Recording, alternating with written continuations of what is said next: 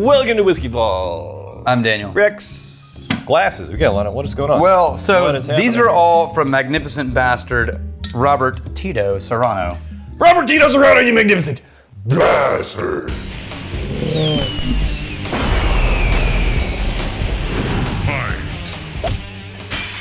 All right. Tito is what he this? goes by. Okay. So, Moonshine. yeah. So this is a distillery Single malt. in Latham, New York, Okay. which is like Albany, basically. Albany, New York. Sure. They're using a head frame still. Remember our friend Reed Oh, Huddleston? Reed Huddleston. Yeah. He's not there anymore. Okay. But Where did he land? I don't know if I can talk about it. I think he took the job, so maybe. Yeah. But he went to work. He's living in Florida now. Yeah. And he's working for a brand who decided they wanted to get into distilled spirits. And Reed is in charge of all of the distilleries across the U.S., including one in Austin that no one knows about because they just produce under the radar Okay. for the giant global corporation. Okay. Yeah. Wow. And so he's like the guy who has to fly around all the locations and make sure that they're distilling according to spec. Okay. That is so random. Right? That is so weird. They're trying to ride the RTD market. Yeah. All right. Okay. Anyway, so head frame is this still that looks like a pile of column stills, but it doesn't run with plates. It's this like trademarked approach where you can add different pieces to the still and do like patented. patented is what I meant. Yeah. And it looks like column still, but it runs more like anyway. It's a thing. But they got two products that we have here. One of them is a moonshine that is corn whiskey, right? Okay. And one of them is single malt. Huh. I feel like we start with the unaged corn, Yes, right? let's definitely start with the moonshine there. Okay. And what is the proof on that one? This one's 92. This one is 50, 100 proof. Okay. 50% alcohol, 100 proof. 46% All right, on unaged corn whiskey. You ready? You mark? Woo, dog! That was, oh man, don't lose it. It was right there on the edge of my brain. Can I tell you? Oh, come on, it's so close. I'm going to tell you what it is. What? It's like a pureed baby food. Yeah, that was close. That's right in the category. Kind of like sweet peas and pears. Yeah, the vegetable one. You open the can, Yeah. and it's just pure vegetable, like pureed And vegetables. you get that little teeny tiny plastic spoon. Oh, This is whenever the kids start to eat, food. yeah. There's definitely something green in that pile. Yeah. Like, but it's the carrots and peas. Yeah. It's the carrot carrots and pea peas. combo. It's the mush. Oh man, it's so vegetal. Yeah. That is bizarre.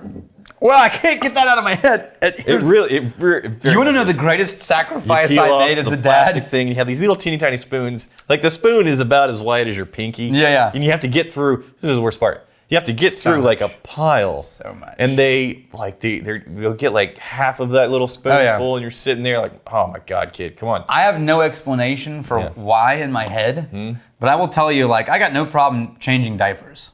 Okay. Yeah, for some reason, even though it got crazy, it was like, it just is what it is. I didn't really struggle with that. But feeding baby food, I had to fight a gag reflex the whole time. I don't care what it was. I don't care if it was applesauce. Yeah. I don't care what it was. I opened a baby jar and this mashed stuff, the smell wafts across, and they're like spitting it out of their mouth. And Jackson had no palate, so it was just like when he finally got to where he could chomp down, it would just go straight out his nose hole. Oh no! Because he would push his tongue up and it would go up into his sinus cavity and then just fall out his nose. So because he had no palate.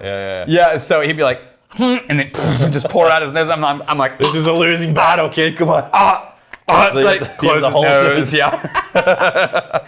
But I think peas and carrots is a really apt description. yeah. It's the kids. Oh, why? The teeny tiny baby peas and carrots. It is absolutely baby food. Yeah. I mean, Yeah. just flat out every time I go back to it. Yeah. Jesus. Okay, I have to drink it now. So I say that whole story to say I'm fighting a gag reflex right now. Like that shit we had on the Tribe channel, Yeah. the Oreos. Yeah. I had no problem with that, dude. Compared you to were this, complaining so much about no, the only on Oreos. the God. stripping run. I'm going. Oh, I could feel it. I could feel the muscle kick. Very different on the taste. Like a Oh, it sugary, just tastes like sugary, a little bit of vanilla. it tastes. Have you ever had that sweet, little metallic. sweet mash? when you're fermenting and everything's like, here, try the porridge that goes into the fermenters? Ironically, about 2 hours ago. Oh, nice. Oh, you guys are working on the MGP mash bill. Yeah, so we're doing a pilot run with some of the smaller scale equipment just to have something go through there. Chose a mash bill. Like, what's the MGP mash bill? 75-21-4. Yeah, just to have something go through the equipment. And it'll be interesting to see. Reference. Yeah, how does the same mash bill on this equipment compare to... Yeah, absolutely. Anyway, it tastes very simple. Sweet porridge, sweet corn porridge, or sweet corn mash. Not wash, but mash. Oh, God. I really can't keep going to It is very surprising how much sweetness you do get out of the grains and the hot water. They've been mashed up. It's kind of leaching out all of the starches have turned into sugars. I've got to tell you that mental connection. It's very sweet. Yeah. I cannot get past it. We've had some weird things on this, like hoppy, and we've had right. This is not that bad comparatively. Okay. But it ticked into that memory for me, and I cannot escape it. And I can feel this heat in my upper chest of like. Breathe. A little watery in the corners. Yeah, that right back here on the jaw. Jesus. So I feel bad for these guys because they did not deserve that comparison. They don't. It's a personal hang up. Oh yeah. The nose, not amazing. It's peas and carrots, like baby food. The taste, that does not show up on the taste. Yeah. That shows up as like a really general, generic, sugary sweetness, maybe a little bit of a vanilla, tiniest bit of metallic, not very metallic at all. This one, single malt. Yeah, Oligan Distilling single malt. This is at least 1 year old head frame single malt. Whoa, that is... There's like a peanut vibe. There is a peanut vibe. Yeah, sweet oatiness. I wonder if they are using barrel mill. Wow, apples. Okay, all right. What makes you say that? There's a combination of earth and mint that always shows up in a barrel mill barrel for me. Mm-hmm. Like a vegetal, musty, overturned earth mixed with a slightly lifted minty note. I'm looking for that. I'm not finding that. So I remember it. I could be convinced of like a natural mint leaf. Yeah. So I remember candy mint. When Cash and I were planting mint, we bought at Home Depot. Yeah. And you get that mulch mixed with, you crack a mint leaf and rub it in your fingers. Yep. But the mulch is in the background. And I get that on our barrel mill barrels. Okay. I actually like the nose. I enjoy it. It smells a little young, but those flavors, I kind of like those the palate. It is. It's a little bit thin and it's really young in the sense that, like, by young I don't mean faulty, I just mean young. I mean the flavors haven't had a chance to yet become oily and dense and viscous. I say the flavors that are here I like, but I don't think it will.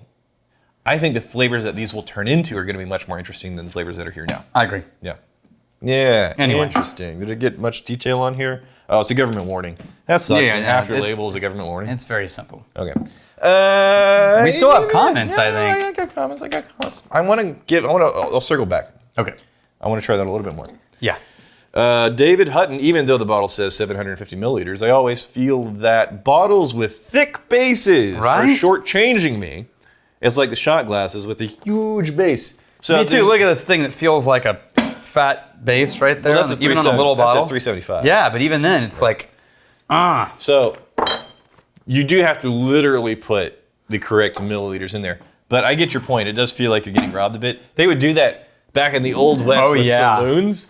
They have these Old West museums where, like, the glass, Did you go? The bottom half of the glass is just all base. In Texas, in junior high, you always end up at this one town that has an Old West saloon museum. Yeah. And they have a whole display about how the bartenders would cheat you out of things. Yeah. And how the card players would cheat you out of things. Did you get taken to that in, like, 6th grade? No. 7th grade? Oh, yeah. I've seen the things on hidden guns and hidden knives and, like, the contraption that went up the arm under the shirt sleeve to, like, slide a card out to the hand. Yep.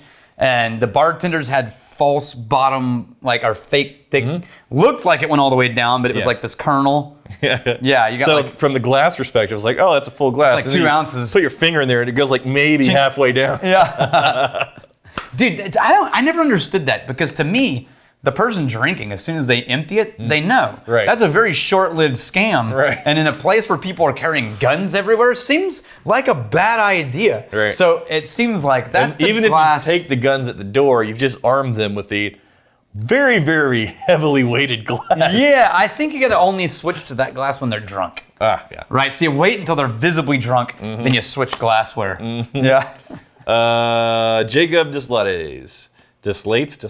We should have a tasting sitting on the floor in front of the still, if possible, with the whole nonprofit thing. We've tried all of the other variations of things. He's like, next one, sit on the floor, Right. try whiskeys. yeah. We haven't tried sitting on the floor. You know what? I think it'd be nice for an episode. I don't want to sit on the floor for a whole me either. run of shooting. Oh, it sounds really uncomfortable. Yeah. Even with a carpet. Yeah, like I don't have massive cake. What does that mean? Butt? Butt meat. Oh, me either. Yeah. So it's just kind of just all tailbone. Maybe get one of those like hemorrhoid donuts. Oh. Like the little, looks like a neck pillow. Yeah. Right? We just sit on one of those. Compensate for my Lack of butt meat. minimal cake. Yeah. Where did cake come into it as slang I don't for know. butt meat? Dan was saying cake for a minute. Oh, so you Like, picked up on there it. was like a week where, every other day we'd be referencing about cake. So, yes. The lexicon in the studio, we go through phases. Okay. I don't like the nose going back. The most current phase is shut your whore mouth. Oh, that's terrible. Oh, it's great. Just tell it to Alex. It's so good. No. He likes it. He would. Where else am I supposed to go with that? Yeah. I don't. Be selective with who you do it. Yeah, I don't like the nose on this. I keep coming back to this whiskey, and the vegetal note dominates before it becomes this like dense sweetness. Gosh, it's not quite vegetal for me. It's definitely not sweet. Yeah, it's kind of paper thin thyme. This is one of those where Yeah. I wish it had had It thyme. just needs to be a little But look, bit. this is batch 1. Okay. But you guys, you just...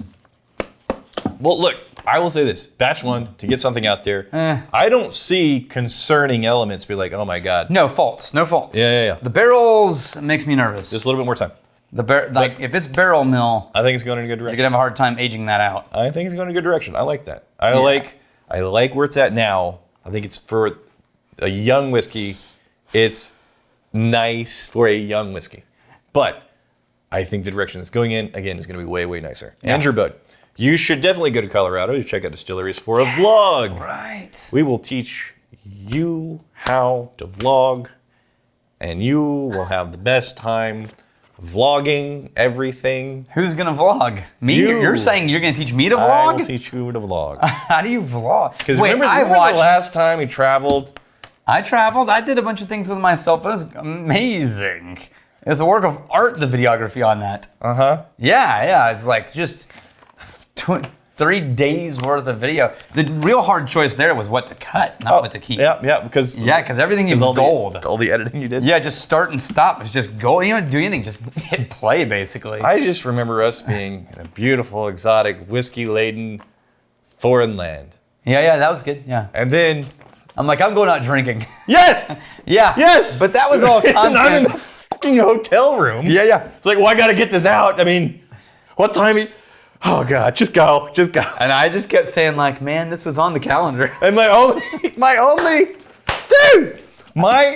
only request is like, Yeah. well, okay, we have got a lot of shooting. I got to get a transfer. Yeah. My only request was, okay, you're gonna go do some fun stuff. Just get some footage. You come back. Oh, no. There's no footage. No, you come back. Hold on a second. With like a 15-second clip. It's a 15-second clip. He's out like all fucking night, having an amazing adventure. Fucking Ireland. I've been there just editing my brains out, trying to figure out, do I have all these cameras and batteries and stuff ready for shooting tomorrow? Because I got to be shooting all day. So you come back, I was like, here's your clip. It's just a shot of you in a room. Yeah. Like everybody's having an amazing time. They're crowded around a musician. They got whiskey. And you just do like this pan across the room. Yeah. Slow pan. And then you hand it to me. He's like, I did it. Yeah. Okay. Is that you? Who's dinging? That's probably you. I have no idea. Didn't know. Okay. Andrew Bode, you should definitely go to Colorado to check out. Yeah. Distillers So, for Vlog. what did he say? Has anyone tried anything from Boulder Spirits? also known as vapor distilling. Yeah, remember we did vapor distilling ages ago. Their peated malt is great. And Okay, they we have didn't try the a peated malt. bottled and bond Jinsky, which is interesting, which tastes like musk candy. We had a vapor distilling, and I remember it being like not a normal thing. Mm-hmm. What was it? Boulder. Here it is. Boulder. Right here.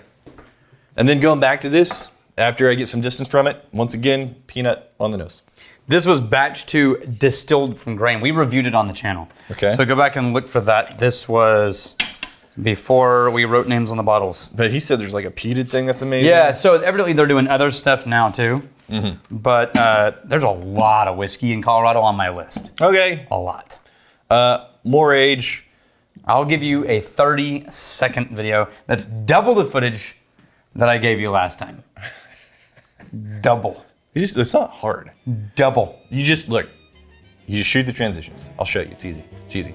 It's easy. Here's defining stealing and drinking. If you fight me, fight for a friend. Steal, may you steal your lover's heart. And if you drink, may you drink with us.